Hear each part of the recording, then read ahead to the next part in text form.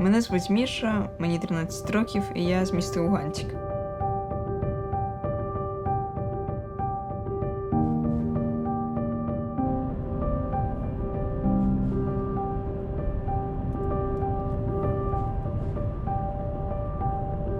Мене звати Злата, мені 9 років, і я з села Блистовиці з Бучанського району.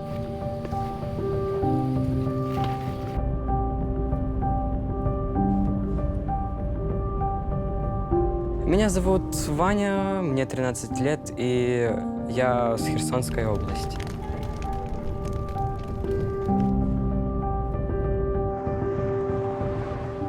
Меня зовут Вика, мне 14, я из Славянска, Донецкой области.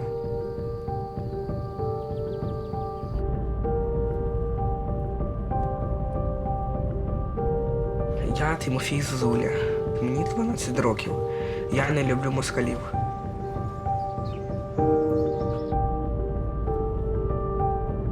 Я Андрій, мені 15 років, і я допоміг зупинити російську колону.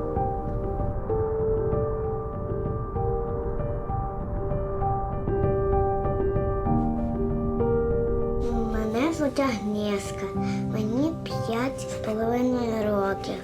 Я жила колись у Києві, але почалася війна.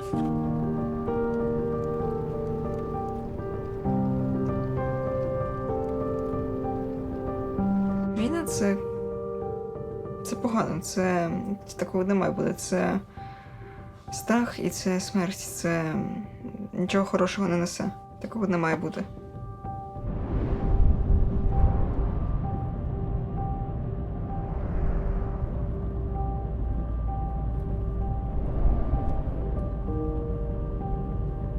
Бо я спершу ногою отак от чухав, потім якби дивився, потім, якщо я не знаходив, так я підключав Андрія, щоб ми разом. Він тримав, а я землі шукав.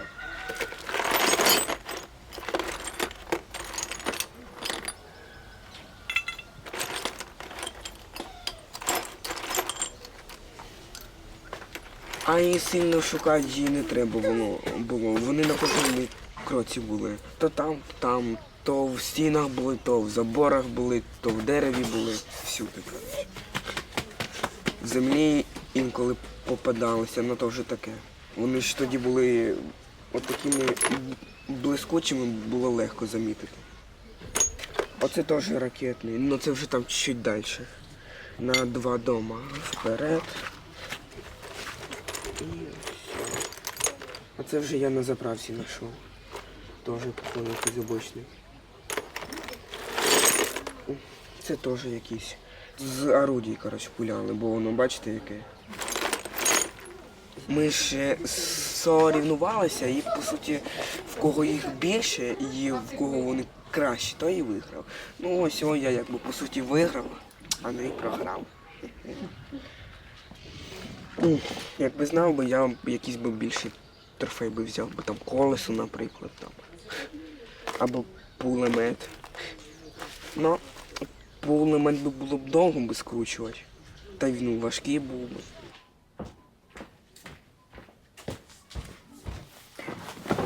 Перший щоденник, який мені подарувала ще моя мама. 24. Почалася масштабна війна між Україною і Росією. Блін, якось стрьомно. В школі всі кіпішували і казали, що нам хана, а деякі казали, що це все брехня і що це все подстава і нас просто тупо лякають.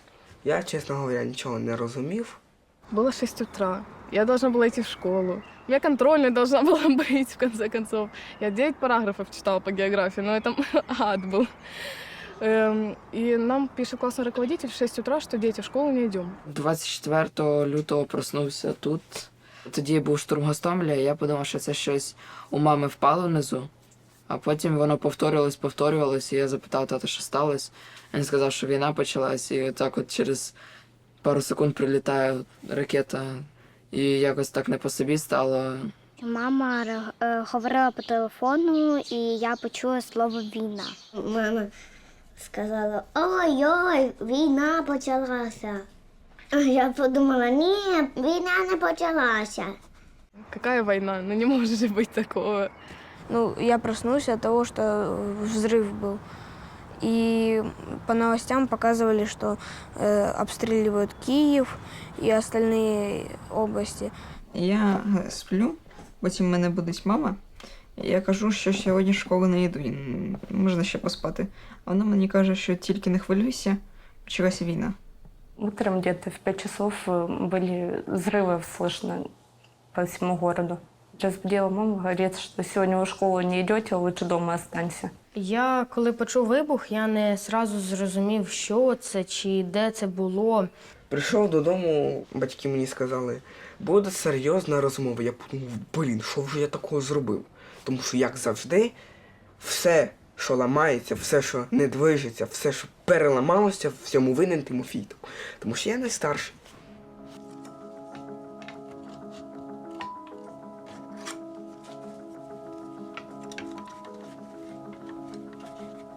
Коли мені було там біля 5-6 років, тато купив дрон, бо я розбив всі вертольотики, а дрон було важче розбити. І потім пішов на авіамоделювання.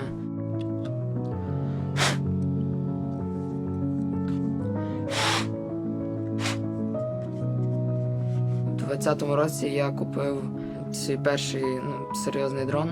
І я на ньому спочатку навчився літати, а потім вже далі вчився на великих агродронах літати. Вже була категорія на всі дрони. Спочатку це було як типу дорога іграшка, потім перейшло, що я навчився там якось плюс-мінус знімати добре, а потім вже от як воєнний дрон.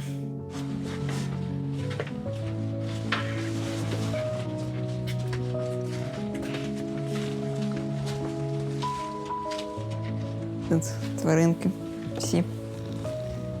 Це Дейзі, це Кася, а то Смайлік, а це Санта. Це медалі мої по плаванню і легкій атлетиці.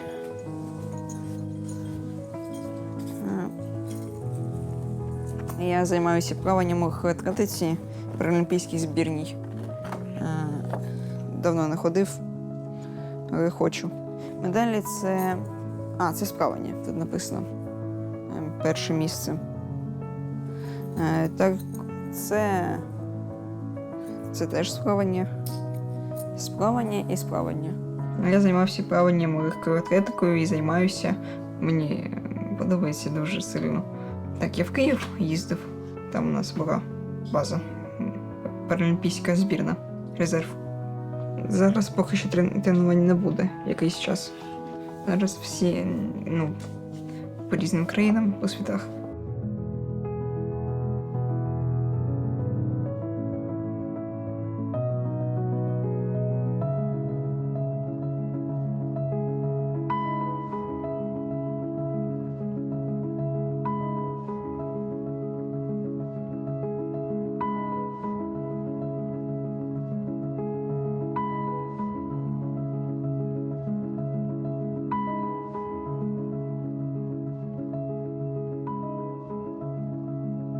У нас был свой дом в центре города жили. Весной, даже осенью, мы только сделали ремонт, радовались все.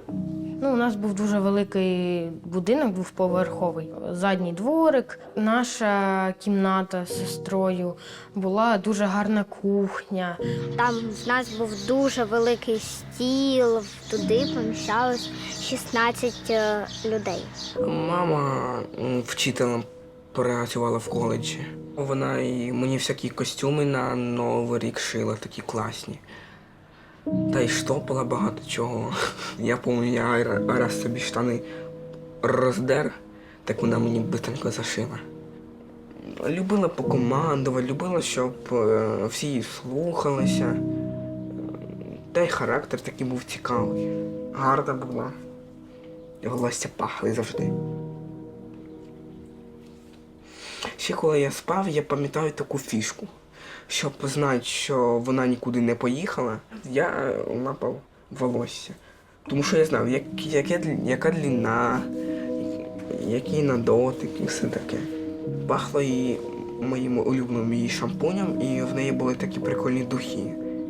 Не знаю, яка їхня назва, але пахло вони реально класно. На дотик більш такі м'які, майже як шовковисте полотенце, але чуть-чуть рідкіше. Так я не знаю, як це описати.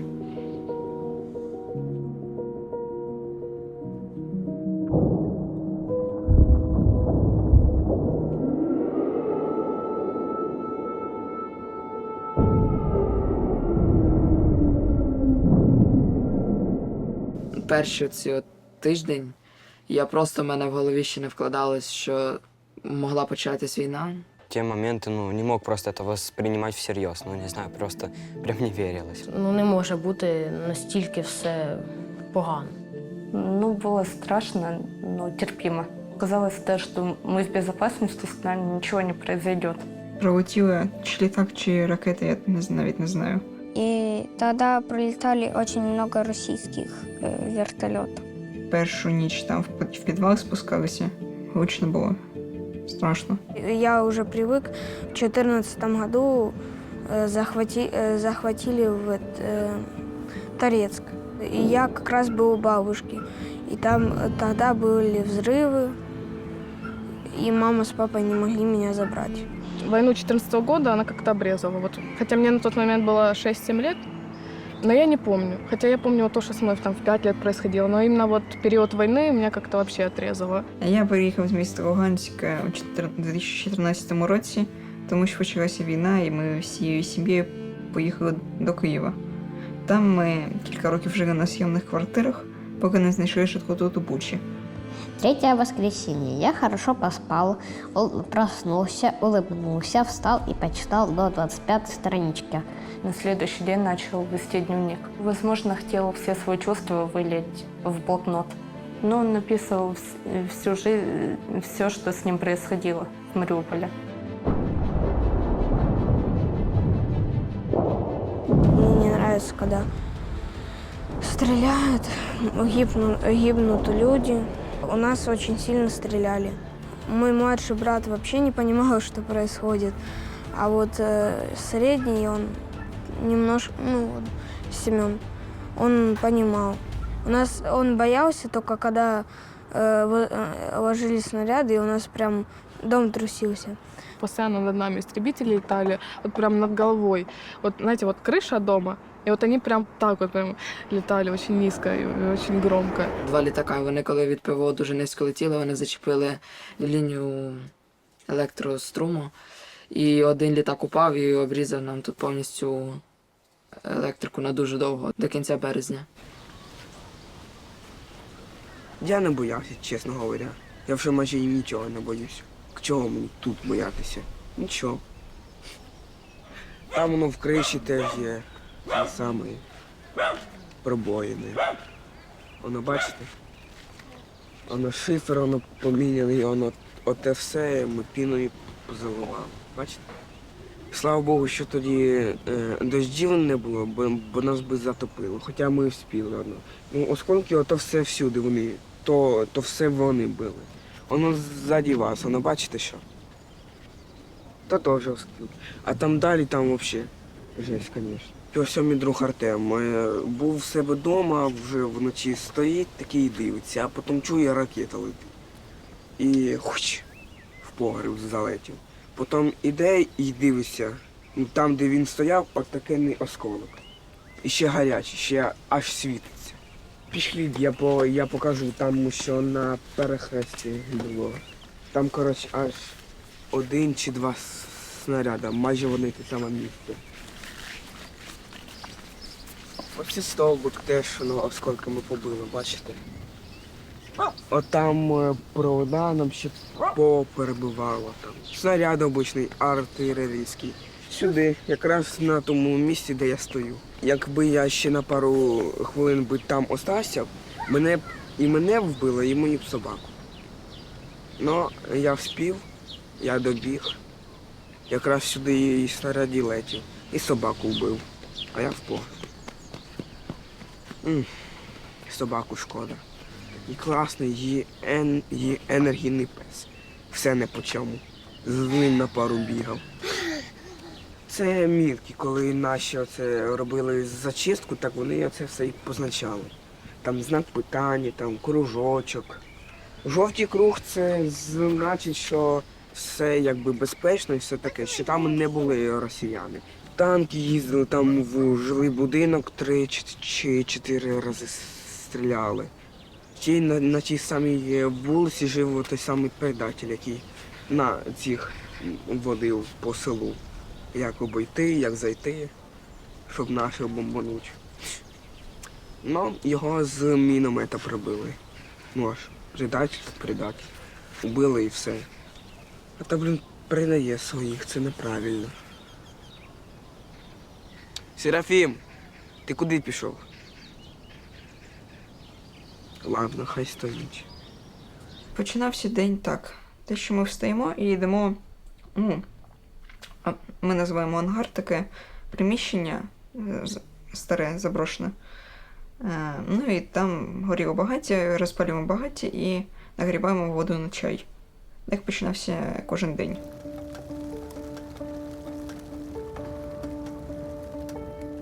Тут вже не було ні газу, ні світла, нічого не було. Ні води навіть. Ми всю воду брали з криниці на стройці. Ну, і там ми готували. Гуманітарна допомога, якщо була. Там взагалі суха більше їжа була, яка не потребує якоїсь готовки. Ми, щоб хліб не пропадав, ми його нарізали і жарили. Робили грінки такі і їли трошки. Найбільше було з їжею проблема. Магазини були пусті. Ми останній раз, коли їздили за їжею, це було 26 лютого. Ми з'їздили в Макарів за безкоштовним молоком. Це було дві пляшки, але одну ми віддали сусідям. Дуже важко тоді було. Папа более чем 8 килограмм похудал, я где-то на 3-4. Ели так себе. И настроения просто почти не было. Так сказать, задолбала война. Дядя ходил в дома, там в разбитые, искали воду и еду, чтобы можно было прокормить как-то людей. Первые несколько дней, считай, ничего не ели, орехи какие-то и масло. А потом нас начали соседи подкармливать, полевые кухни были, которые людей кормили. У нас был бойлер, мы с нее воду спускали, и была вода.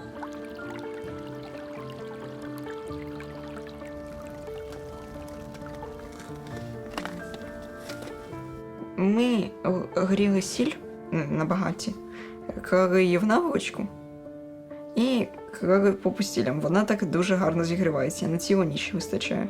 І ще ми загрівалися багато, як капусти ходили у одежах. Якщо бомбить, ховаємося. Я допомагаю батькам там щось готувати, щось носити. Ось я сюди влетів перший мій осколок. Далі. Ще в тій кімнаті, яка зараз там є вікна. І якраз коли туди серед упав, ударною волною, окна оці всі познесло. Ось, бачите? Отут було скло, але ще його тут немає. Ми клейонкою все позароблювали. Якраз таке ж саме і на тій стороні.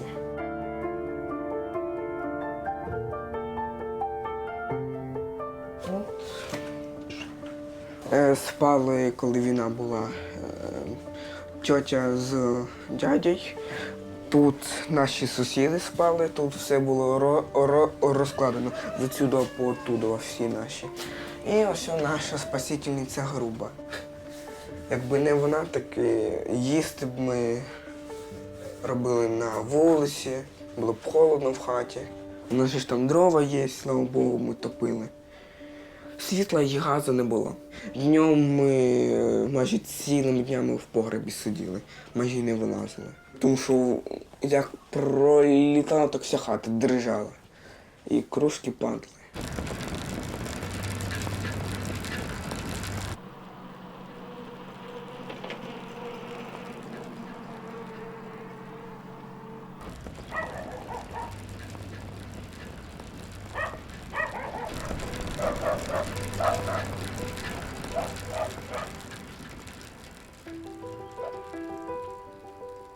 Ми збиралися волонтерам допомагати, тобто возити щось там. І запропонували нашу допомогу в групу Viber. І нам зв'язали зразу ТРО Юра, і він сказав, що треба пілот і дрон.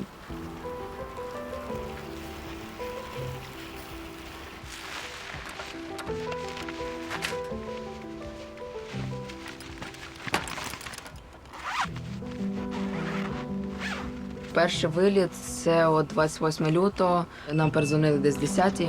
Тоді вже було темно, дуже майже чорний екран. Я по GPS тоді летів. Це був перший раз, коли він ще працював.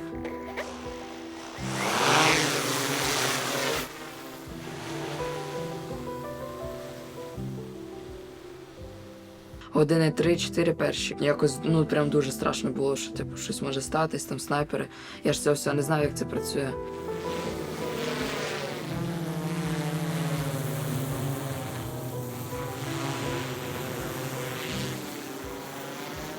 Почав якось жити так, що типу, прилетить і прилетить. Якось вже робив максимально, що я міг зробити, тому.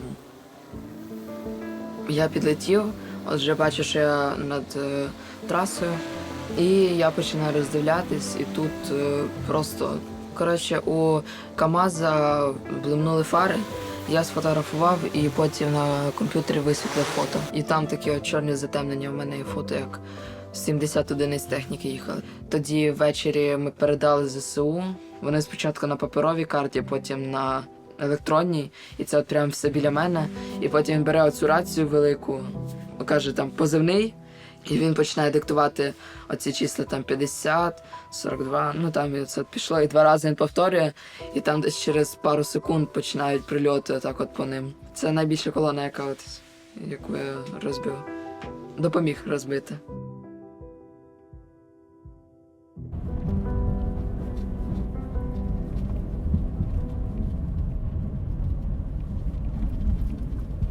А под оккупацией мы где-то так 5 марта, то есть в наше село уже зашли. Они просто по селу спокойно себе ездили на вот этих военных машинах. До нас тоже зашли, там человек 10 вооруженных. Попросили открыть калитку, чтобы, зайти во двор.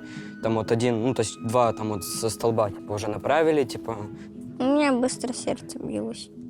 Вот как будто ты парализован, просто смотришь вот так вот и слова не можешь сказать. Казали, тільки в таких білих пов'язках виходити можна, щоб бачити, що мирний.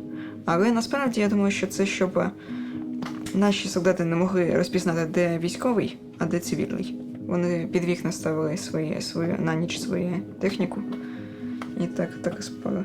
Вони всі двері ламали, заходили, розгром такий творили. Але вони всі були дуже налякані. Всі. Мабуть, отримували трошки такого нагоріха від наших. Їх кожен раз просто менше і менше ставало, коли вони ж, як на роботу їздили. У певний там час 7 десь годин ранку приїжджали, стріляли там і поверталися там, на ніч ставали. Так кожен день.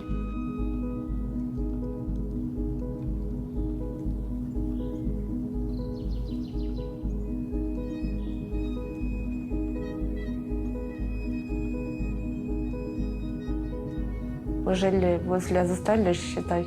Постоянно летали самолеты и все сбрасывали. В любой момент могли попасть или в дом, или в человека. Утром в 5 утра прилетел самолет, мы думали, он 2 раз не прилетит. Сидели, я ему, по-моему, книгу читала. Девушка говорит, давайте в ванну прячьтесь, так будет больше безопасно. Как раз в тот момент в ванну попадает этот снаряд. Мы, получается, все в крови, я ничего не вижу. Меня брат как-то вытащил, помогал выходить. Туман рассеялся, и мы увидели, как дедушка лежит с переломанной ногой. Дедушка держал дверь, его как-то осколками.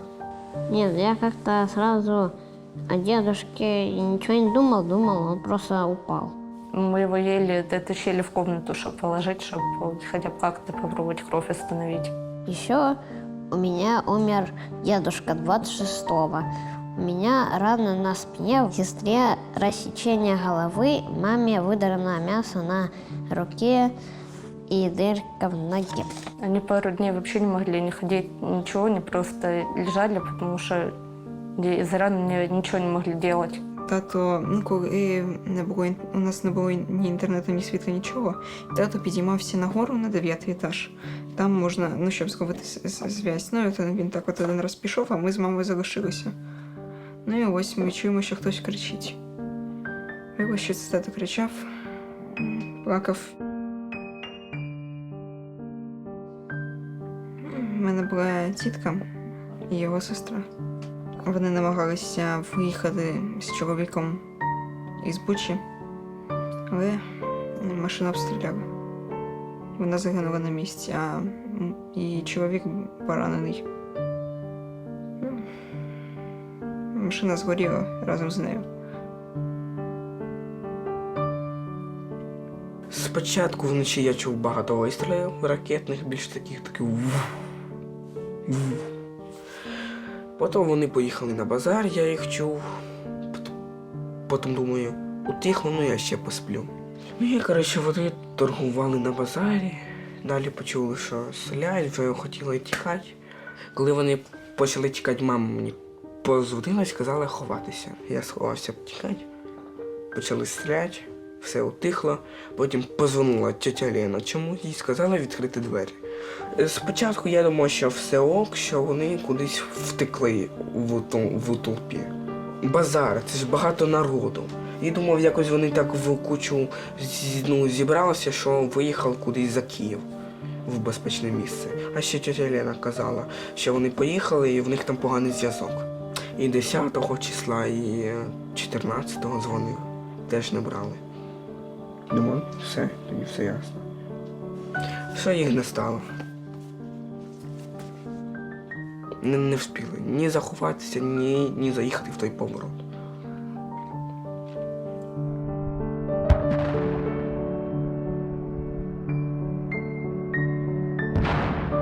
Перед колодою вискочили і почали по ним стріляти. Далі я вже заплакав, бо я не витримав. Бо просто щось так давило, але я не знав, чому я плакав, просто плакав. І просто сльози котилися самі по собі.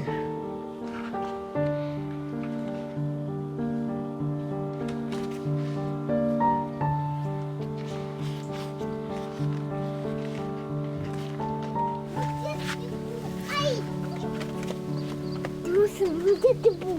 Тут я був. Щось я. Так. Що ти? Боїшся? Дивись. Ну, бачу камеру. І Дивись. дивлюсь на камеру. Було лише страшно за Серафіма. Це мій прицеп, який не дає мені нормально жити. Ні спати, ні гуляти, нічого. А він ж малий, він взагалі нічого не шарить. Він не розуміє, що таке смерть, що таке життя. Було стрімно, як йому це сказати. Ми ж діти, начебто ще.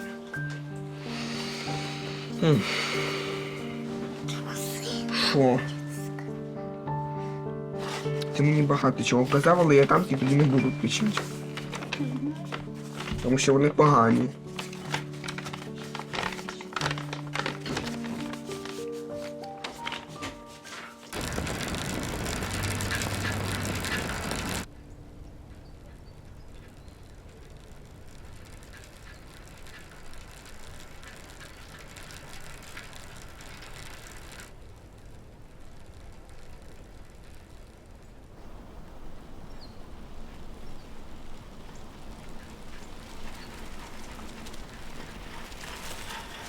Це місце, з якого ми запускали з татом дрон. Це дуже зручне місце із-за того, що це одна із 3 лісополіс в окрузі. Неможливо було вичислити, в якій із лісополіс ми були. Там були недобудовані склади, і було зручно, що я ось тут викидав дрон, туди сідав і отак от облітав, і через це вікно вилітав. Тому що не було зрозуміло, з яких лісів вилетів дрон і куди він взагалі прямує. Орки стояли ось там за трасою, буквально по прямій, можна сказати, за трасою, але туди не могла достати артилерія, тому по ним не зразу відпрацювали.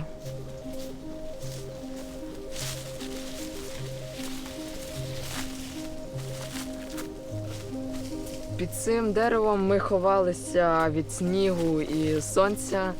І тут було доволі тепло, так як це був як такий термос невеликий, можна так сказати. І не було так сильно мокро із-за того, що сюди не попадав сніг. В принципі, було дуже комфортно.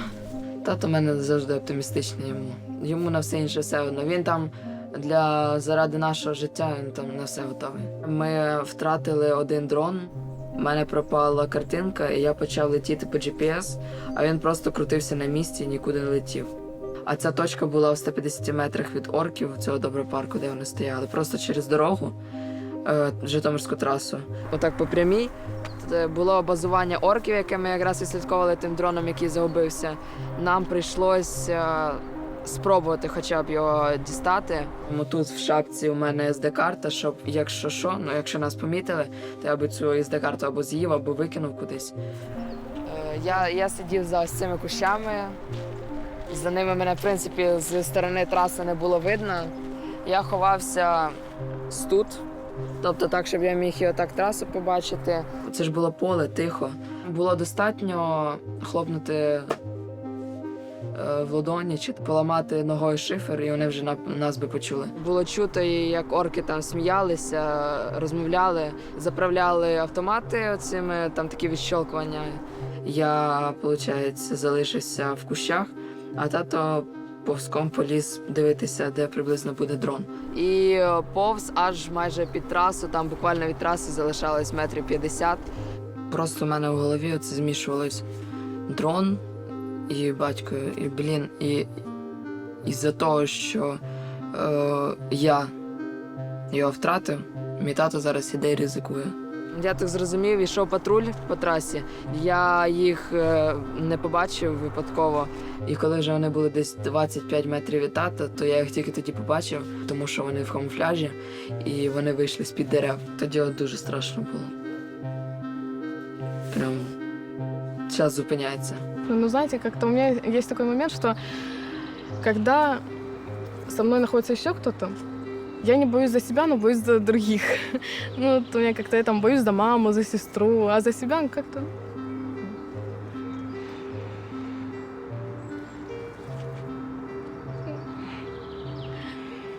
Ну, не знаю, мне как-то очень страшно, если бы что-то с ними произошло. Все равно на себя, но главное, чтобы с ними было хорошо. І у тебе в голові з'являлось 1000 варіантів, що може статися, як з цього вийти, з цього варіанту. Його могли підстрелити снайпери, які в округу. Міг би він там на міну напасти. Ну, просто могли ці патрульні підстрелити. Ну, важко уявити, що ще могло бути. І оце от, коли тато поліз, це от було саме страшне, що в мене було в житті. Тобто, ну, якось так. А потім вже оказалось, що тато їх вже побачив і заховався.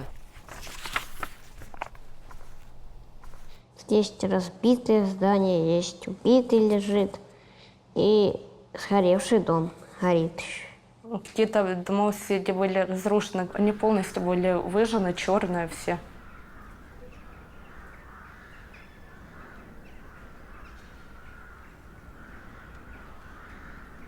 Там могли быть люди какие-то, которым, может, нужна была быть помощь, и они взяли и весь дом спалили просто, не выпуская людей на улицу. По-моему, было только несколько домов, которые более-менее были вот слева.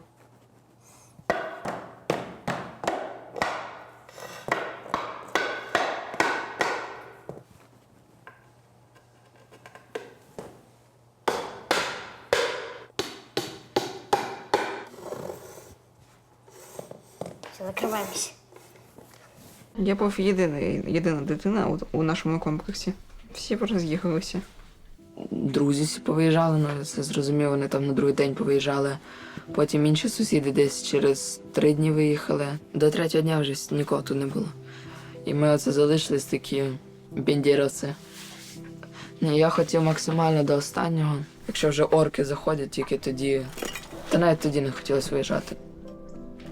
У нас до сих пір під альтанкою лежать пляшечки від коктейля Молотова. Тобто ми збирались до останнього тут бути. Так і ми були до останнього, але потім зрозуміли, що ми єдині, хто залишились, і ми би там не витягнули захистити повністю село. 5 березня вдарили по всім складам. По Макарову тоді вже теж палили, по Ірпіню, Бучі. Потім по нас тут почали палити і прилетіли осколки до нас.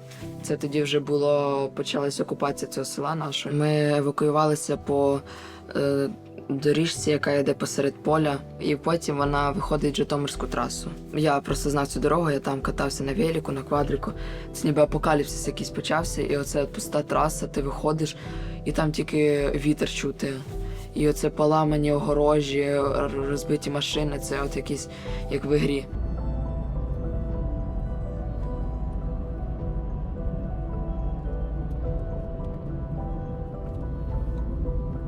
І ти один стоїш на трасі, і це, таких емоцій дуже мало людей отримали, мені здається, це просто... Мама говорит, мы зиму вообще не протянем. Ни света, ни электричества, ни воды, ничего. Нет, тут или замерзнешь, или еще с тобой что-то случится. Может, через несколько месяцев только смогли уехать. Военные ходили, говорили, что Украины больше нет, вас тут никто не ждет, никто не собирается держать беженцев у себя в стране. Говорили, что сейчас прилетят украинские самолеты, вас разбомбят, потом говорили, что началась эвакуация, мы вас никуда не выпустим.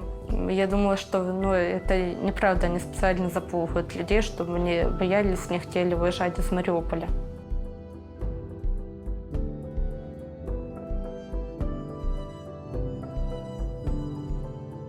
Когда мы выезжали, то был последний день, в который пропускали только выезжать. Дом не хотелось оставлять. Если в него попадут, то нам некуда будет вернуться. Было страшно, хотелось быстрее выехать оттуда, чтобы ничего не случилось. Мы доехали до Мангуша, но нам сказали, у вас нет фильтрации, едьте назад в Мариуполь. Даже в Бердянск не выпустим, едьте назад. Но многие машины стояли уже по 2-3 дня, чтобы пройти. Говорили, что хотите, можете тут оселиться и жить месяц. Люди, которые с маленькими детьми, их даже не пропускали, а говорили, встаньте в очередь и стойте. Нас военные заводили в помещение, спрашивали, есть ли у вас татуировки, судимы ли вы. Нас с мамой фотографировали, брали отпечатки пальцев, мы там где-то заполняли. Помогали ли вы военным Украины, есть ли у вас оружие дома, есть ли у вас родственники на территории Украины, такие вопросы какие-то были. Мне было страшно, наверное, больше за маму с братом.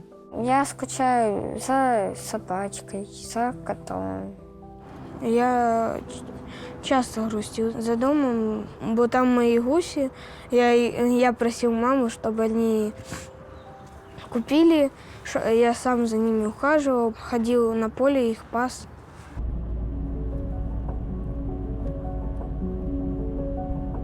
Я їхала до Києва з бабусею і дідусею і розбомбовані будинки бачила.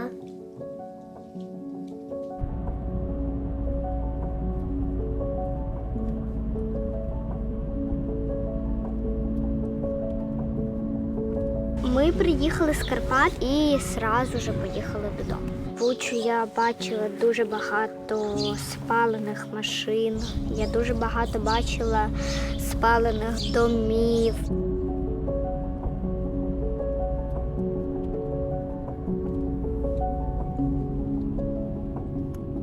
Деяким дітям розбомбували будинки. І вони шукають, де жити.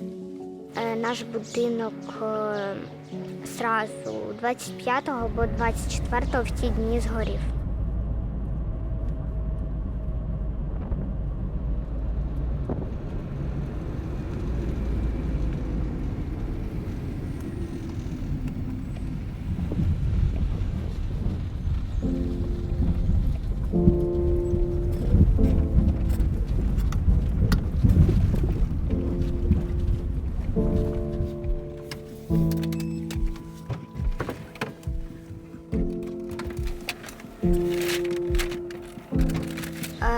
Спочатку прилетіла перша ракета іменно в наш будинок і просто застряв в криші. Друга ракета вже зірвала кришу. Третя ракета вона зірвала забор, а четверта ракета вже запалилася і вже запалився наш будинок.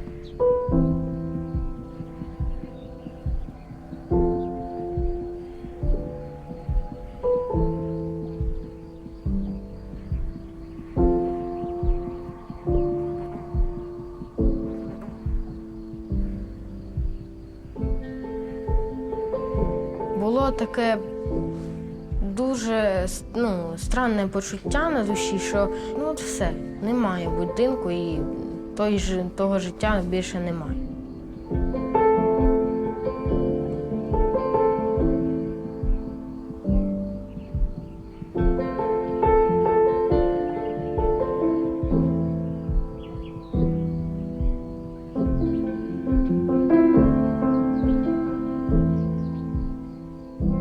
Тоді я хотіла просто сісти в машину і уїхати. Мені дуже боляче було на те дивитися.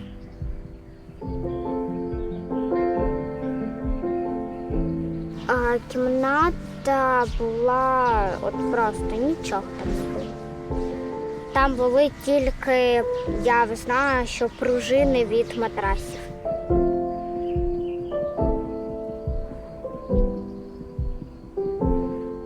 Я побачив лише голі стіни і все.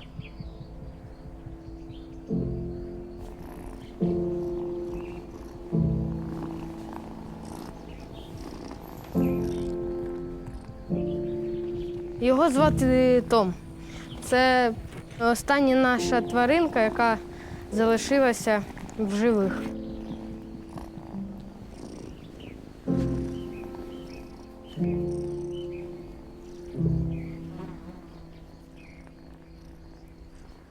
А тут уже хороший этап начинается. 12 воскресенье. Мы выехали из Мариуполя через Бердянск, Запорожье и в Киев. На поезде было страшно, потому что первый раз было. Это первый раз я выбрал место на второй этаже. Просто стало дуже тихо, дуже тихіше. Такого ніколи не було.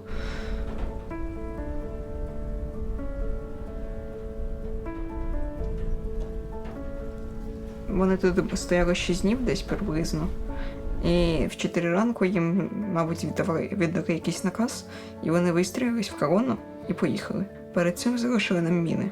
3. Прямо у нас під під'їздом. Я їх бачив. Пам'ятаю перший день, коли ми вийшли.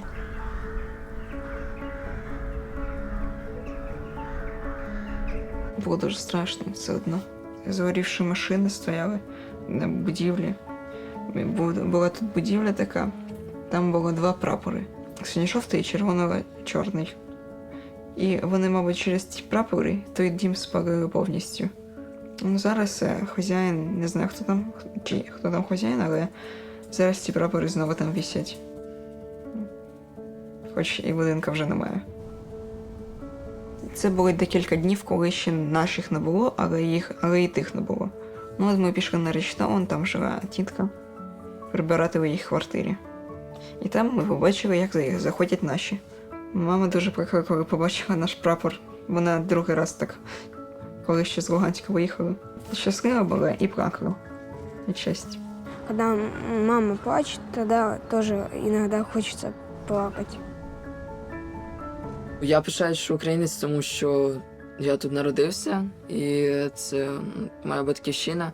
У нас тут є свої гори, своє море, свої пустелі є, свої острова є. Правда, сусідами не повезло, але в основному.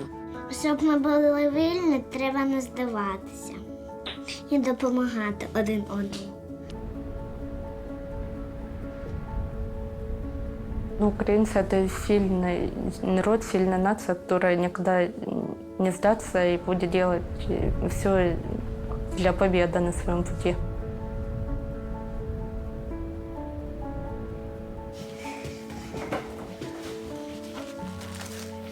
Я хочу хотіла на скет збирати, але тепер збираю на військових. У мене навіть гаманець форманий, скільки багато грошей. Це браслети ми з мамою плетемо на фронт, відправляємо. А це я сам зробив. Будемо ще продавати і теж гроші на благодійність. Таким от займаємось. Це браслети зроблені з матеріалу під назвою паракорд. Вони розраховані на браслети для виживання, так звані. Ось вони всі. Їх вже 100 штук є.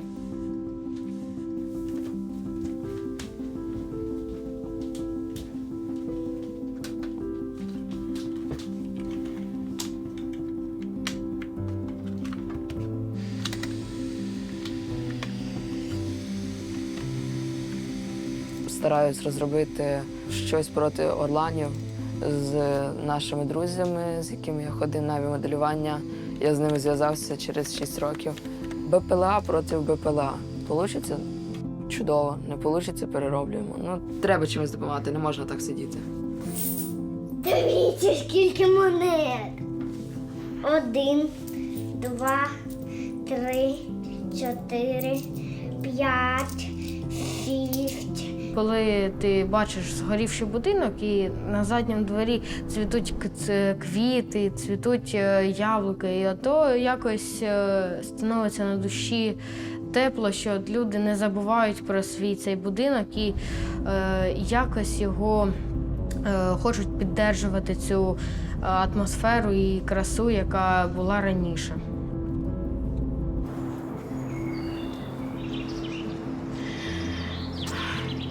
Ну, я уже не раз там с кем общалась, говорила, что очень хочется встретиться за одним столом, посидеть, поболтать. Я мрію про закінчення цього всього безладу, який створили окупанти. Ну, я взагалі б не хотів, щоб десь була війна, і щоб взагалі будь-які країни розвивали свої армії. Я би хотів от іменно, щоб розвивалися самі країни, технології. Після війни вже не хочу чути навіть про танки і так далі. Це вже як якийсь дуже страшний сон. 14, 15, 16, 18, 19, 20. Я хочу, щоб закінчилася ця війна і щоб ми перемогли нарешті. Ну, я б хотіла в український Маріуполь повернутися. Гроші би витратити на скейт, але на військових тепер витрачаю, щоб війна перемоглася. Ну, знову ходити на плавання, на легкоатлетику, займатися тим, чим раніше. Гроші для українців, для військових мені не шкода.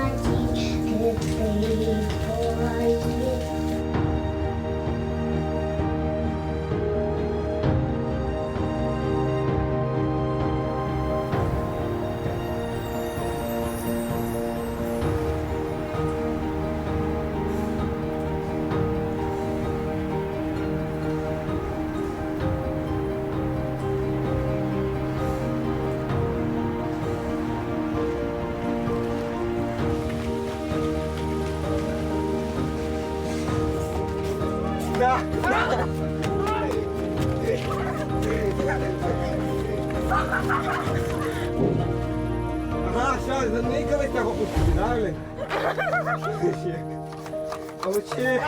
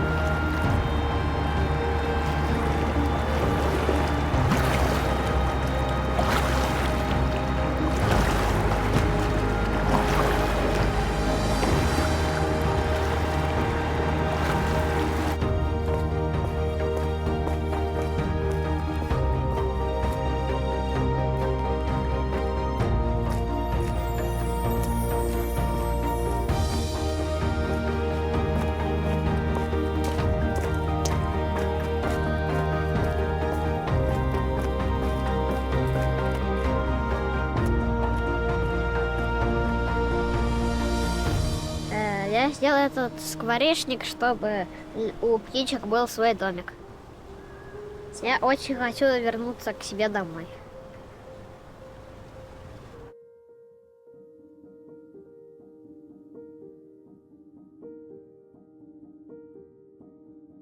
Привіт, Агнешечка. Привіт, наше сонечко. Я тут дізнався, що ти в такий складний час відтермінувала свою мрію про самокат і зібрані гроші вирішила передати Збройним силам України.